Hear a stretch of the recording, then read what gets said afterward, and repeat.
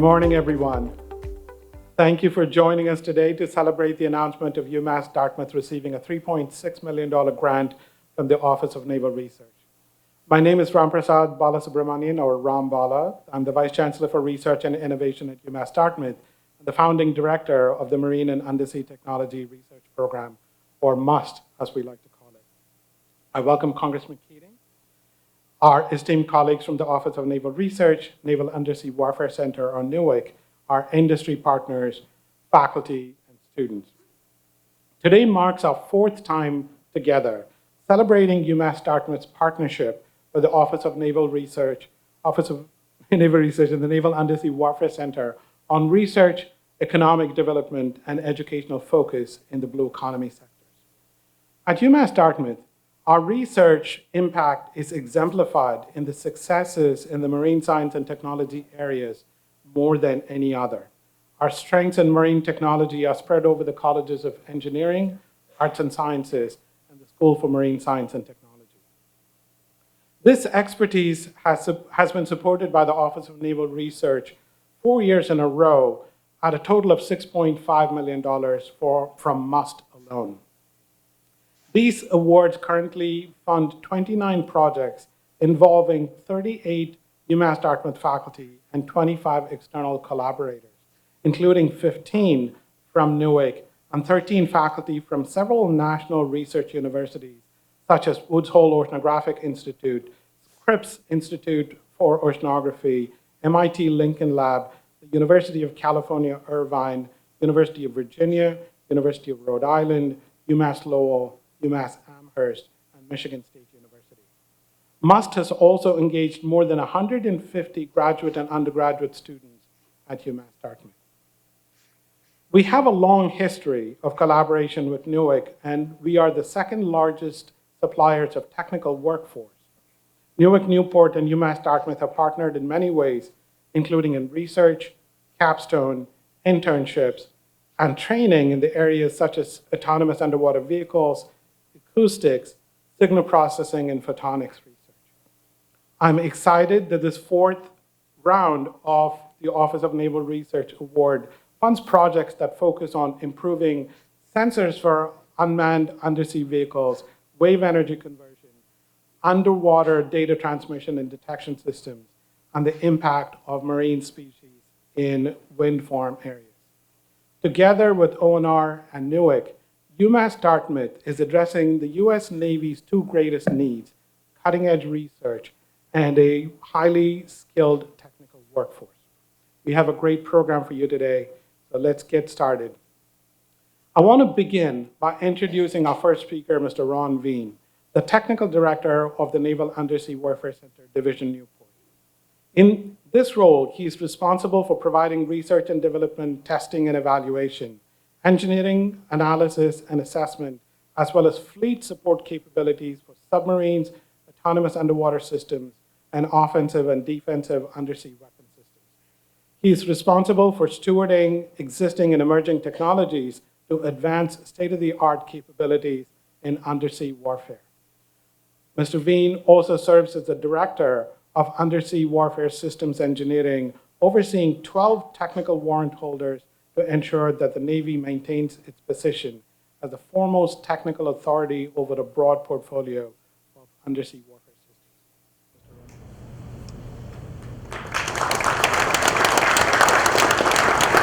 Thank you, Ron. Congressman Keating, Chancellor, ladies and gentlemen, guests, thank you for having me the opportunity to be here. I am really excited by this MUST program and the opportunities it offers us to collaborate with universities. These are scary times for our country right now. If you really look at the history of world power, the ability to have free trade across the high seas is imperative for any nation to maintain as a world power. And what's happening right now, if you watch on the news, you see what's happening in Ukraine, particularly with Russia, right? Not going very good with them from the land war side. You can see the Ukraine has really kind of held them back. But what's happened in the undersea domain is they do have tremendous capability in the undersea domain. And you're not hearing about it in the news because it's not something you're going to hear about in the news, right? We're not going to reveal the capabilities that they have. But it's certainly a threat to our nation. From the other side of the coin, if you look at China, China is growing extensively. If you look from their shipbuilding capacity, they have 100 shipyards in China, 20 of which are capable of producing warships. If you look at their global gross tonnage of production, it's about 38% of all the world ship tonnage is produced in China. The United States is 0.35%. Now, I bring these up to you to point out the fact that we are not going to outproduce that country. They have more warships than we have.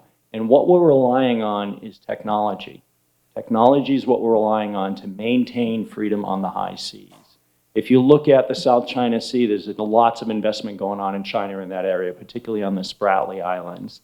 They have the ability to take these spits of land and turn them into basically cities over the course of a very short time. I'm talking less than 5 years, right? They're making territorial claims in that area. 90% of the global trade comes through the South China Sea. 14% of the trade to the United States goes through the South China Sea. Our ability to maintain freedom of seas in that area is essential to our nation's success. Using technology is how we're going to do it. And these relationships we have with our colleges and universities, particularly the MUST program, is one of those examples that are essential to the success of this nation. If you look at also, it's not just the education, it's not just the collaboration we're doing on the research efforts, but also the ability to get and hire the next set of generation of experts to serve at the Naval Undersea Warfare Center. We're about 3,600 employees. We're 72% scientists and engineers, roughly 2,800 folks. We are constantly hiring. We're looking for the best and brightest. And this institution is our second highest organization where we hire from, URI being number one. And I got to tell you, it's close. It's edge and edge every year. So it's definitely a good resource.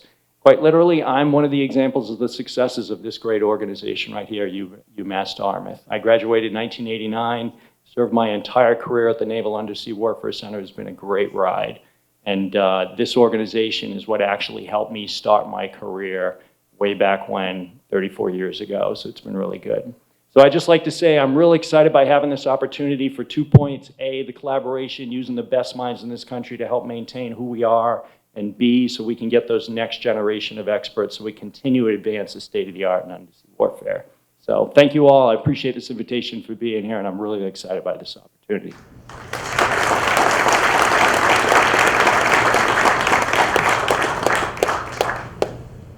Thank you, Ron.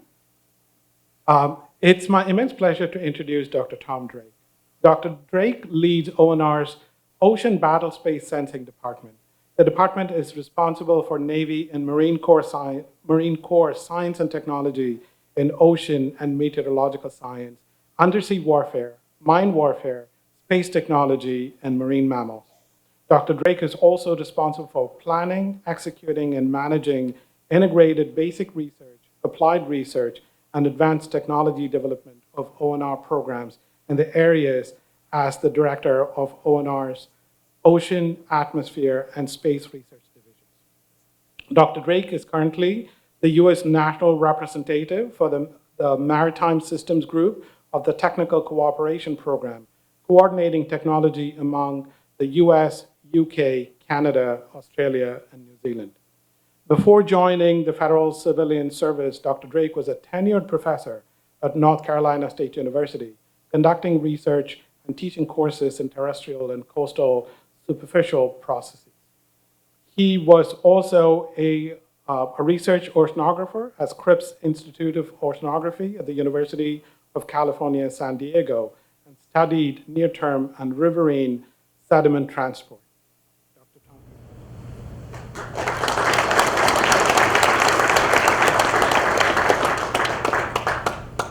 Well, thank you, Ram. Great to see you, Representative. Great to see a huge crowd here, and especially all the students. Rear Admiral Lawrence Selby, the Chief of Naval Research, sends his congratulations on your 4th year of MUST funding.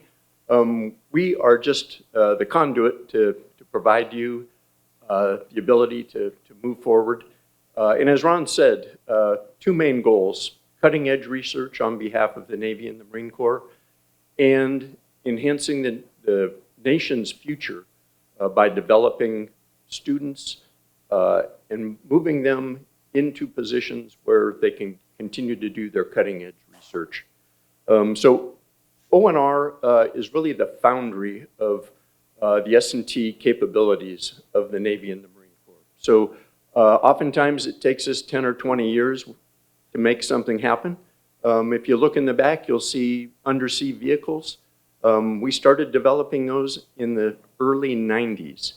In fact, at another Massachusetts institution. We are still working hard on making those capabilities fully functional for the Navy. The point here is that it takes persistence, and that's what we get by the long-term relationships that we have with our universities, and then again with our warfare centers and all the other activities, including industry, that push the nation forward. So the MUST program is a key element in how ONR engages with that whole ecosystem of research involving not only industry and the government, but other agencies doing research around the world. So a couple of the posters that you see here today describe work done by Professor Amit Tandon in the Bay of Bengal. We've enjoyed close relationships for over 10 years now, using ONR's 6 research vessels to have numerous trips to the Indian Ocean and working closely with our Indian partners there. And that's just one example of how universities can do things, interact with other parts of the international community that are just very difficult for people in the uniformed Navy or Marine Corps to do. So Ram went through some of the statistics which are impressive. Nearly 50 faculty, over 130 graduate students involved in MUST, including 34 graduates with bachelor's, master's, and PhD degrees at the end of MUST. The Northeast is really a booming center of innovation, and I see UMASS Dartmouth and all the partners that Ram mentioned as being jewels in the crown here in the Northeast. Tremendously productive in terms of not only the students and the research output, but as Ron mentioned, the development and building of our submarines and various things that are critical to the Navy's future. I was really impressed, again, with some of the posters. I hope you all have a chance to look at those. They cover an incredible spectrum from the sensitivity of the whiskers of a seal, not a Navy SEAL, but the marine mammal seal, all the way to these pools of cold water that develop during immense rainfall in the Bay of Bengal and infect the monsoons. So that spectrum of research creativity is exactly what ONR was put in place in 1946 to help the country evolve. So we were the first basic research institution.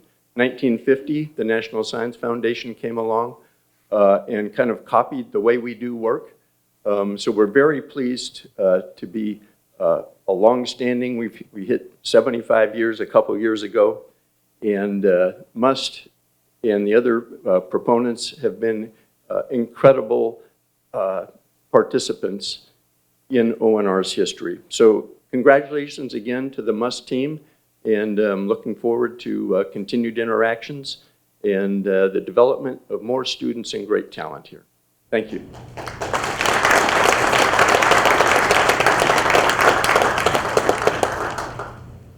Thank you, Tom.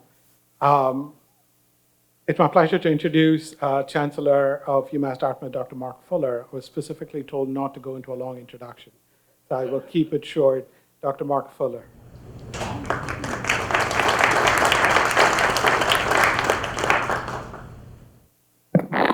My Vice Chancellor for Student Affairs once introduced me as a wonderful guy, and I thought that was like the best intro that I'd ever had. We accumulate long bios in academia. So I got a couple things rattling in my mind. First of all, I'm sure that Navy SEALs' whiskers are sensitive as well. I've now got that vision. Ron, we're going to reverse the URI UMass Dartmouth stat for the next time that you visit campus. And I promised Congressman Keating that I would keep my remarks to under 40 minutes up here. So we'll go. So hello, everybody. It's great to see you here. It's an exciting day. for the University of Massachusetts Dartmouth, the South Coast, and the entire Commonwealth. On behalf of the entire UMass Dartmouth community, I want to warmly thank our partners at the Office of Naval Research for this investment of $3.6 million. Our partnership with ONR and NUAC has grown tremendously over the years. I also want to thank Congressman Bill Keating, whose steadfast support of UMass Dartmouth has truly made a difference for our students and our communities. Congressman Keating knows what this university can accomplish for this region. I would also like to thank our Vice Chancellor, Ramprasad Balasubramanian. I practiced that all morning. I never call him that in real life. It's always Rambala, who has been instrumental in the success of our marine and undersea technology research program and for his leadership in our growing research enterprise. Ram is also the Chief Research Officer for the university and works with me quite closely and is a great advisor to all of us. Research is at the core of our educational mission. In fiscal year 22, our active research portfolio has risen to $82 million, which is a 34% growth over fiscal year 21. Public research universities like UMass Dartmouth are society's strongest engines of opportunity, and the research conducted here creates new insights and solutions that translate into a brighter future for our society.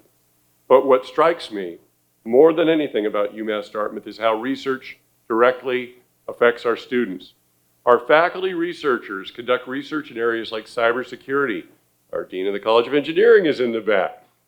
Data science, life sciences, and of course, marine science and technology, which directly affects the local economy and has implications at a global scale.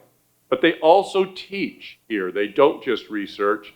They're in the classroom with students sharing knowledge, both practical and theoretical. That's powerful. And many people are taking notice of our research prowess. The research conducted by our faculty, many of whom are a part of UMass, brought Governor Healy to campus on her first ever trip as governor to talk about climate and sustainability. Much of the work we're doing to address problems of naval relevance, such as acoustics, modeling of ocean dynamics, machine learning, and marine robotics, and also aiding the growing renewable energy in our state's waters. This wouldn't be possible without Congressman Keating, ONR, and NUAC. When government entities and higher education work together alongside private industry partners, you get special results. Thank you again to everyone who's made this possible and to everybody who's made the trip here today. I look forward to our continued research collaborations. Ram?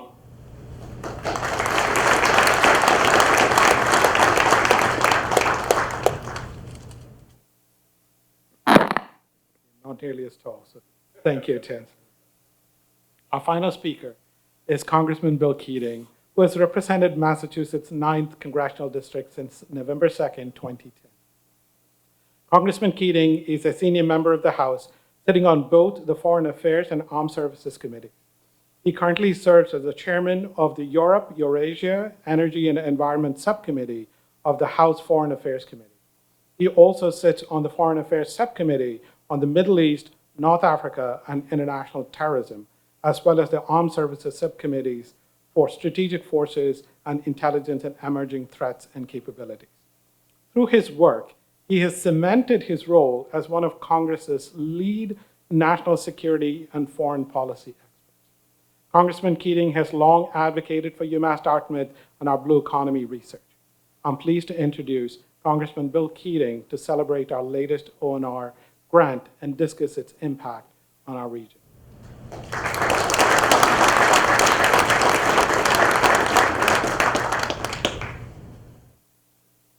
Well, thank you, Rambal. Chancellor, thank you, and to Ron and Tom, thank you for being here and for the work you do. I'm pleased, as always, to be here with my colleagues in the House. We have an extraordinary state delegation here, and we have Senator Rodriguez, Representative Markey that are here, joining so many of others that work so diligently to support so many aspects of our region. And what I wanted to just address in terms of in conjunction with the announcement of this $3.6 million grant And unusually, it's not as much, I think the folks that talked before me understand this, it's not so much even the dollar amount. The fact that we're in the fourth round of that, that is unusual to have that sustaining ability to go ahead and have this partnership continue in such a concrete way. But I think it's a time for us to reflect here, and this is a great example, I think, of how this works, of the importance in so many ways, why I would call this a win-win-win situation for our entire region. It's like a three-legged stool, in effect. And that first leg, of course, is the university itself. Think about the other universities and research institutions that were mentioned with the introductory remarks that are involved in the same kind of research, and think of where that puts this university, and particularly UMass Dartmouth here, in that category. You're talking about Scripps in San Diego, you're talking about Woods Hole, you're talking about some of the international research centers, and you're talking about MIT, Lincoln Laboratories, and in that same category is UMass Dartmouth and the programs here. It's an extraordinary journey that has really ascended this institution to a very high level, and a level that's recognized not only nationally, but internationally as well. And the people that benefit from this, the faculty benefits, they're people that are not just viewed as instructors. Faculty here, because of the nature of what they teach, they're always learning themselves. And this relationship keeps that process going. And for the young people that have the opportunity to take advantage of this in our area, it's just an extraordinary opportunity in a university where so many people live in this region and are able to come here because of that and be citizens going forward that are so productive, not only in the private side, but in the defense of our country. To have them have that opportunity to have a good living wage in a career that they are obviously very much incentivized to pursue, and have it right here at that level is extraordinary. Second leg of the stool, looking at it, is from our national perspective. And that's what at least a lot of my specialized work has been centered around in Congress. I've spent 8 years in the Homeland Security Committee. Then I've spent, it's my 13th year in the Foreign Affairs Committee, where I've reached a senior level, and the Armed Services Committee as well. If you look at some of the things I've learned from that, you see the firsthand the importance of this for our country. And let me talk about how cost effective this is, first of all. We're talking about, our budgets, inflation, our spending. This type of relationship with this program is so cost effective in so many respects. Ever since my first days on the Homeland Security Committee to today on armed services, a lot of my questioning when we have hearings focuses around, is there a relationship with universities in what you're doing? I mean, we have some of the most extraordinary defense contractors in the world. I don't think anyone comes close to our own defense contractors that we have in the country. But when you're budgeting and you have programs, it's difficult. They're huge, not just in the amount of money, but in the time it takes and the technology and the sophistication it takes going forward. It's hard. It's a reason why our country is so much ahead of the rest of the country, because we invest in that. But if you're looking at how we're going to deal with modern changes, I think if you're looking at an analogy of ocean species, when you're looking at where our research and our technology and our science is advancing on the other side, you're looking at these big corporations as a whale. They're there, and you can't miss it, and you can't deal with it. What we need in our country is more dolphins that are fast, that move swiftly, that can maneuver around things and be more efficient. And that's where the universities come in. They can do the research much better, and they're not encumbered as much with the profit motive, which, frankly, corporations are to their the people that invest in them. They have that fiduciary responsibility. But colleges will do it with more of a center to research, although funding can be part of that too later on. But That is so important. They can move quickly. They can drop something, move away from something when it doesn't appear to be going in the right direction and shift gears. They can brace something else. And it's that kind of ability to be flexible and to be innovative and to be able to turn on a dime and do it. And at the same time, bringing young and new ideas into it. That's so critical for us going forward in terms of meeting our needs, but doing it efficiently and a cost-effective way. So we are not using this type of model enough in our country right now in terms of defense, that relationship with our private educational resources and our universities and our colleges, and making that research engine work as well.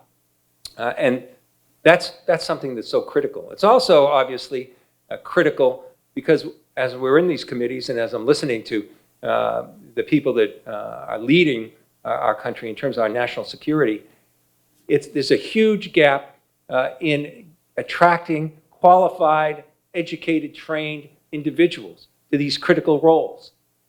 It's difficult. And when you do it, you lose them to the private sector so much. So there's a constant need, and one of our greatest needs are filling this area of qualified education people. And again, this relationship clearly fills that gap. It's something that we should have more of. And I think the success of this is truly one of the best models that I've seen going forward. And it's something we should emulate and expand over and over again in the future to try and fill these vital situations. Because whether you're talking to someone from the Joint Chiefs, to the people leading our different branches, to the intelligence community, to our homeland officials, they'll tell you the same thing. We can't get enough of these young, educated, trained individuals. And here we are at this university doing this, as well as encouraging faculty to grow as well. I'm also on the Foreign Affairs Committee keenly aware of the competitive issues that we have and the crises that we deal with, particularly in the area where I've been having a leadership role for years in Europe. You look to Ukraine and you see what's happening there. We're competing against the Russians in critical areas, and the Russians have been way ahead of us in the Arctic and in other areas that's very difficult to compete in. But with this underwater technology, our sensing devices, the other things that we can be ahead of them on, clearly going forward, it gives us a vital ability not to just compete, but to hit an area where we're the leaders and expand upon that in terms of the vital needs that this research is going to take us towards. And I'm also just recently on the Asia Pacific subcommittee, and I see the challenges of China and what's imposed there. I see it in terms of their growing military. I see it in terms of the threats to Taiwan. But I also see it economically with what they're doing, and I think what Ron mentioned and Tom mentioned about South China Sea and what's going on there and how critical that is to us. It's trillions of dollars on our economy to be able to navigate and have free flow through that area. And if that gets bottlenecked, and if we aren't able to compete and deal with that area, it's going to kill us economically as well in our ability to exceed the rest of the world in that respect too. So when you look at our national interest as that second leg of the stool, you'll find out how critical a program like this is and how the modeling of this program should really be replicated time and time again and expanded. And last time we put in an appropriation for $5 million and ended up getting 29 in this pot. That's pretty good. The deadline was last night, very early in the year, for members of the committee to get their priorities in. And I asked for another $5 million. And depending on the budget and what the president's budget will be announced later this month, and what our own budgets will be, we'll be able perhaps to expand that number as well. But it's important that we continue dealing with this, and it remains a priority in terms of our national security. Now, that third leg of the stool, I can't speak as much of, although we have representatives here from the private side. But that's the opportunity for this education and training to spur private sector regional economic growth. The opportunity in the South Coast area for a blue economy and marine economy is extraordinary. And it's one of the fastest growing sectors in all the economies it's going. It's exploding literally right now in so many fronts. And beyond just the narrow contours of what we're talking about with this program, the other work that's being done here at UMass is so important too, dealing with management of species and how that interacts, how offshore wind will come and how that affects the environment. And that kind of research is critical as well going forward. But we see unmanned underwater corporations here, and they're represented here today. We see some of the other areas where research can go forward, and it's happening in our region. And why wouldn't it? We have this university here that I just, have spoken I think, so much in detail about what they're involved with.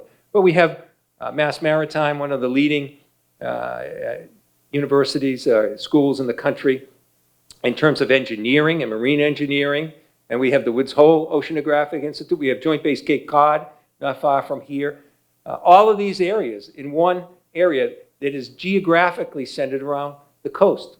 We really have to do to undertake this kind of research as well.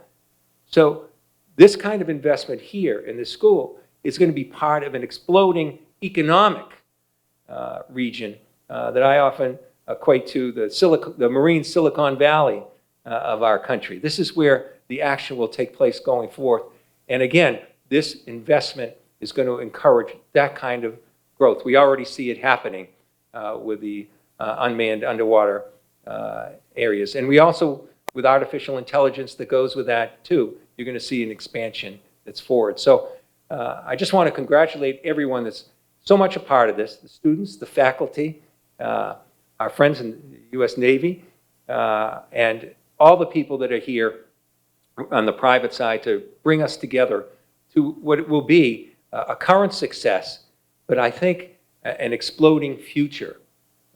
Something that will be important to give young people opportunity, particularly people in our region, one leg, to give our country greater security and ability to defend and compete with an ever-growing challenge of other international competitors, particularly China. And third, as the site for great private sector investment and economic development that will create more jobs and prosperity for our region as well. It's, I think, one of the best examples, one of the best models that I can see at the center of so much of this other activity. So I want to congratulate everyone for being a part of this. And we've already, as I've said, started on round 5. Thank you.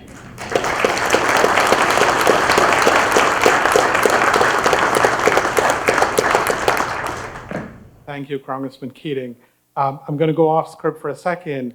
I've spoken to retired submarine captains that talked about our ability, the U.S. Navy's ability to roam the seas with total impunity because of the acoustic advantage that we enjoyed.